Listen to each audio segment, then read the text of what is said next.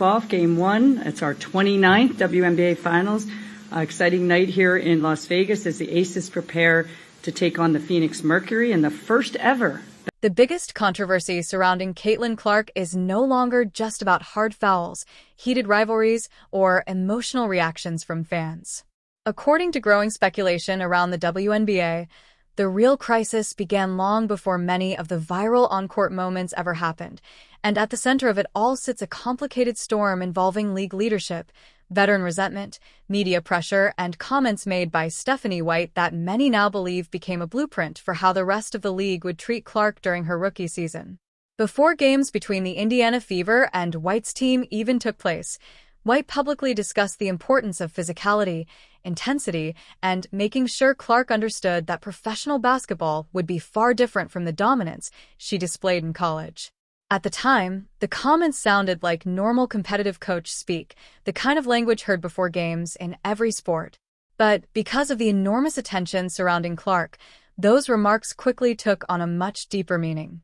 Fans and commentators interpreted the message as a warning to the entire league that Clark would not receive special treatment and that opponents intended to test her mentally and physically from the opening tip of the season onward. What followed only intensified those perceptions. From preseason games through nationally televised matchups, Clark faced relentless defensive pressure, heavy contact, aggressive screens, and several controversial fouls that exploded across social media and sports television. Viral incidents involving players like Chindy Carter and Angel Reese fueled nonstop debate over whether Clark was simply experiencing the reality of professional basketball or being specifically targeted because of the unprecedented attention she brought into the league. Every hard hit instantly became headline news. Every controversial foul sparked outrage online, and every debate about officiating created even more pressure on League Commissioner Cathy Engelbert, who suddenly found herself trapped in an almost impossible position. On one side, Clark's popularity was driving the greatest boom period in WNBA history.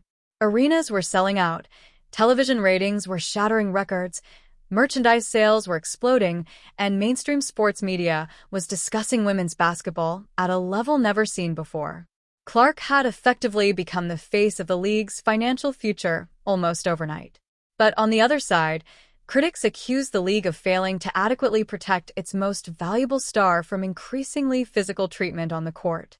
Every viral foul triggered backlash not only from fans but from major sports personalities including Stephen A. Smith, Pat McAfee, LeBron James, and Charles Barkley, all of whom publicly questioned whether the league was doing enough to protect Clark.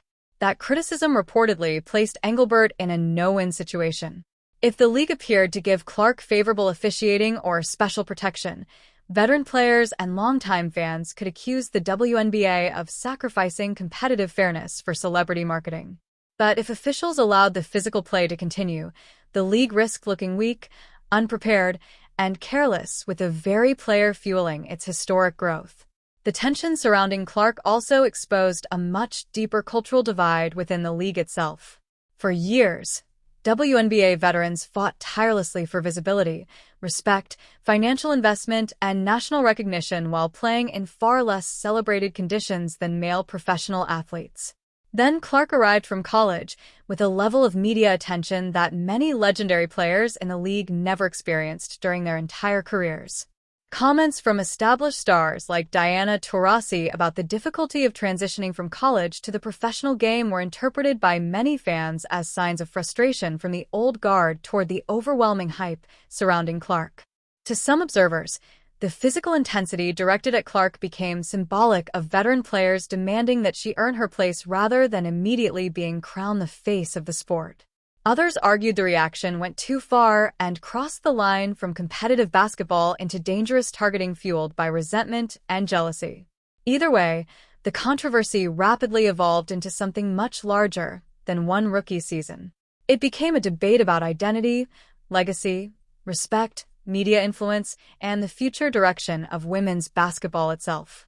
Clark's arrival brought incredible growth and attention to the WNBA, but it also exposed underlying tensions that had existed for years beneath the surface. The league suddenly found itself balancing explosive commercial success with internal pressure from players, coaches, fans, and media figures all pulling in different directions. What started as a simple discussion about defensive strategy and physical basketball transformed into a national conversation about fairness, power, generational change, and whether the WNBA could successfully navigate the enormous spotlight now fixed directly upon it. The intense controversy surrounding Caitlin Clark has evolved into something far larger than basketball, creating what many now view as the most complicated and emotionally charged moment in the modern history of the WNBA. What began as debates over physical defense and hard fouls has exploded into a non-stop media spectacle involving league politics, veteran resentment, cultural tensions, television ratings, and the enormous pressure placed upon Commissioner Cathy Engelbert. Ironically, the very chaos threatening the league's image is also driving its greatest period of growth. Every controversial fall against Clark, every heated exchange between players, every post-game comment, and every emotional sideline moment instantly dominates sports media across the country.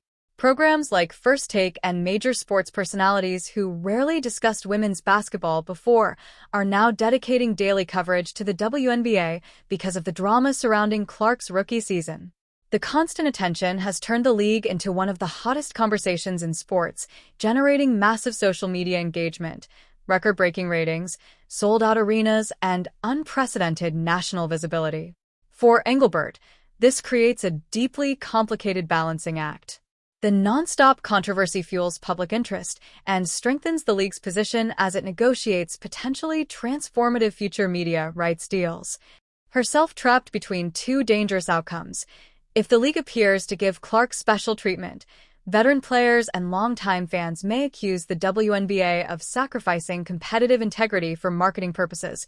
But if officials do nothing and the physicality continues, critics claim the league is recklessly allowing its biggest star to be targeted while risking injury to the player most responsible for its current boom period.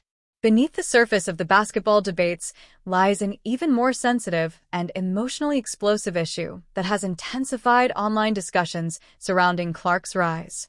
Across social media and sports commentary, some observers have speculated that Clark's identity and public image have influenced the hostility and resentment surrounding her unprecedented popularity. Those conversations are highly controversial and divisive because the WNBA has long positioned itself as a league associated with social progress, inclusion, racial equality, and LGBTQ+ advocacy. As a result, even indirect suggestions that identity or cultural dynamics may play any role in how Clark is perceived create an enormous public relations challenge for the league. Engelbert is forced to navigate an impossible environment where directly addressing those narratives could intensify the controversy, while ignoring them entirely allows speculation and online division to continue growing unchecked.